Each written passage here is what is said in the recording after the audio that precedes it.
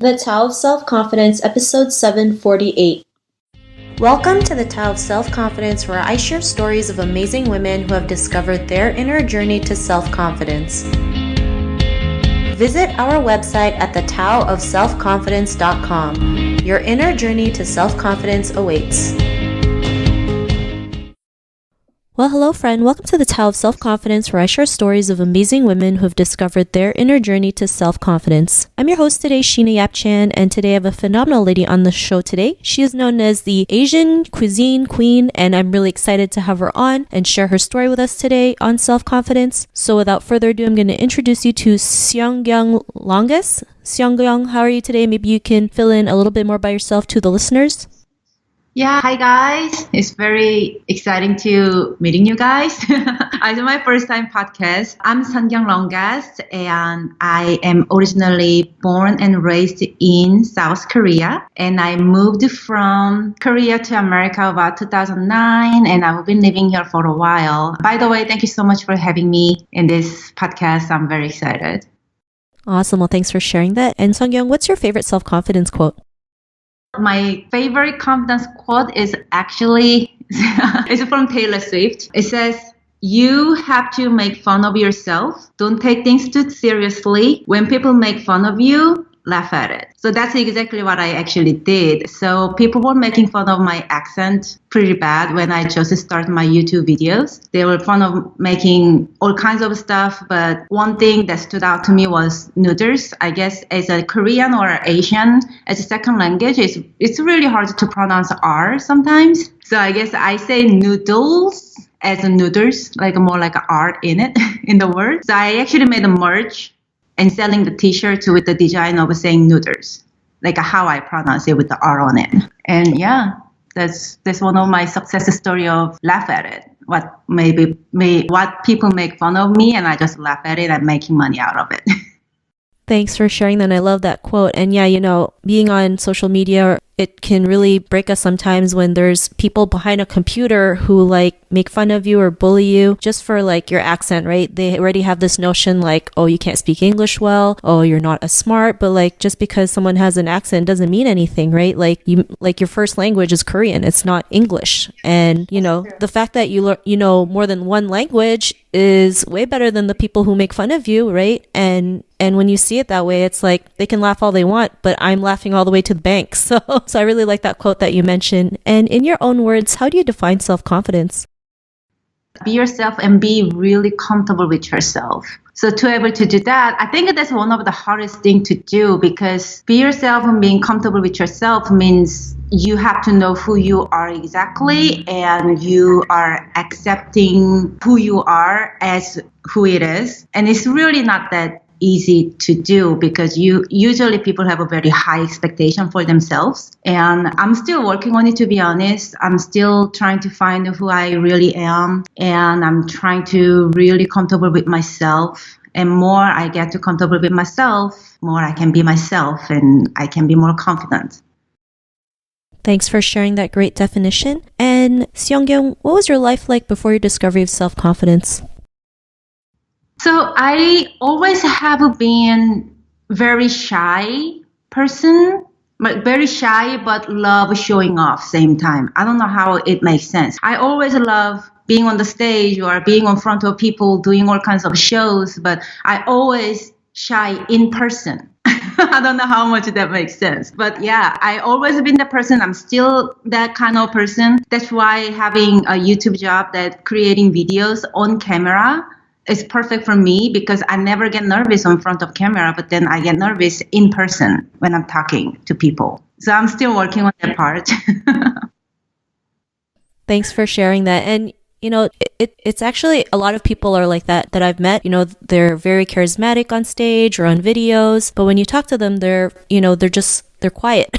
And I think a lot of people are like that. It's just, I think, sometimes you have one personality and you have another, and that's fine. There's nothing wrong with that, right? Sometimes you just want your privacy, or sometimes you're just yourself. Yeah, I think that's one of the part that I was accepting myself. That's what I was working on it too. Before I had a little pressure of I have to act up front of people because they are expecting me to or be like this or up like this. But then I stopped doing it because you know what?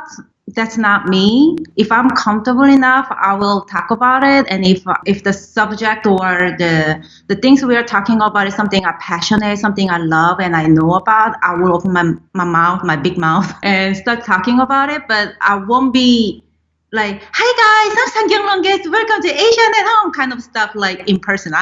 In person, you know what I mean? I won't do that in person. So before I felt a little guilty about it, but now I actually found myself about it, and I'm okay with not feeding what other people are expecting from me.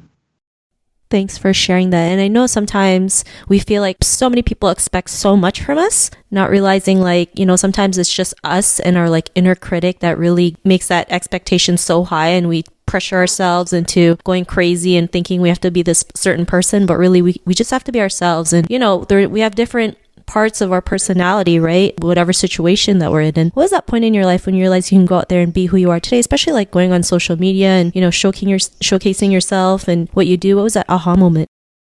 So I really don't have like the moment like, oh, this was the moment I knew that I found my confidence. Like I never had that kind of moment before. But if I say something like maybe like a turning point for me, turning point of my career and how I think about business or myself or confidence and everything is about 2-3 years ago. I read a book called 10X and Be Average, Be Obsessed or Be Average. It's both books are by Grant Cardone, and he's my number one mentor then and still now. I read that 2 books. Actually, I listened to the audiobooks. I just listen over and over and over again. It's almost like I just vein that book into myself. I don't know how to like describe that. And that was the moment I actually changed a lot. I changed the inside of me a lot,